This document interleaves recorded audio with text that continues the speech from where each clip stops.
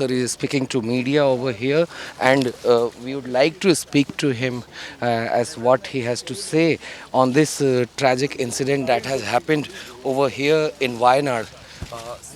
We will just cut line of Shashi Tharoor sir, 2 a.m. or 4 so a.m. that we can. being assaulted by these huge rocks. And you imagine they must have been pulverized and shattered. Just coming here and seeing the scale of what has happened is deeply painful. And then even just watching the JCBs moving these bits of rock and so on to try and find bodies underneath, you realize that each slab of masonry they're moving represents the shattered dreams and hopes of families. It's a very painful experience. And I must say that my heart goes out, of course, to all the people and their families, those who lost their lives and worse. But the workers, the rescuers, everyone who has come to open their hearts and their hands to help, my prayers and thanks to all of them. I think it's increasingly unlikely now we'll find anyone alive, but 300 people's lives have been lost. There's still 200 supposed to be missing. And that would make it the worst tragedy, recorded tragedy in Kerala's history, because 483 were the number of lives lost in the Kerala floods of 2018. So this is the sadly likely to perhaps cross that total. It's a day of great pain and mourning for all of us. In yesterday's press briefing, Rahul Gandhi mentioned about building or rehabilitating these people, like building them like 100 houses. And So what he you have to say? particularly mentions that these people Any, won't be any more rehabilitation plans? they need to be. So there are a number of things that we have to do. First is relief that is happening. It's happening well. There's some kinds of supplies are needed. I myself brought a couple of lorry loads from Thiruvananthapuram of things that particularly wanted. For example, people sleeping on the floor need some soft mattresses, bedrolls, that sort of thing. We got those to help with. But food and so on is adequately supplied here, and people are all right in terms of food supplies. But that immediate basic relief is not enough. We have to move to the rehabilitation stage. There are sadly the relief camps are largely in schools, and the schools have to reopen so those children who can go into school can resume their normal lives. And for that, we need to therefore rent or build rent homes and hostels and so on, and move these families out, and they need help then to resume their lives.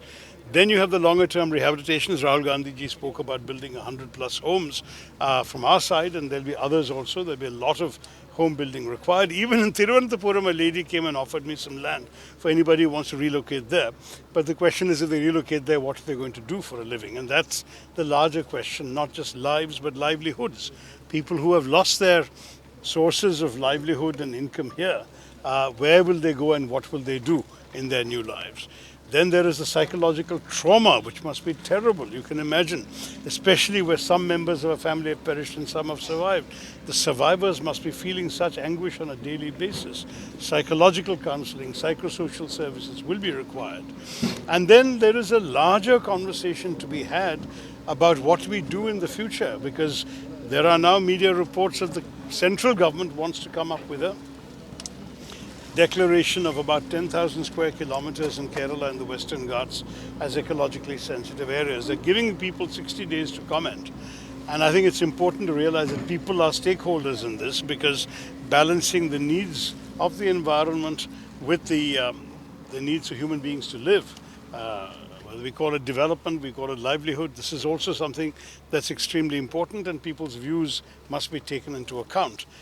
In the face of a tragedy like this, these are some of the issues that come to our minds. Obviously, the state government must take the lead in making these efforts, but everyone is chipping in, and everyone should be encouraged to help in every way possible. But what are the lessons that we are learning? What are the lessons that we are learning from this tragedy? Like, because I think we should let the experts do a decent analysis and come up with lessons. And what?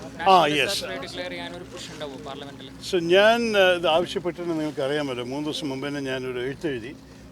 I wrote to Home Minister and the Minister of Program Implementation asking for a declaration of a national calamity so that the MP lads funds of all 543 Lok Sabha MPs and 250 Rajya Sabha MPs could be dedicated. Up to 1 crore can be given for this calamity if such a declaration is made.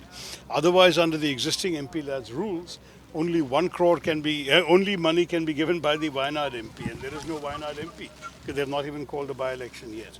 So I think it's important that this be made, and we have raised the issue. I'm still awaiting a reply. For more such videos, subscribe to the NewsX YouTube channel, hit the bell icon.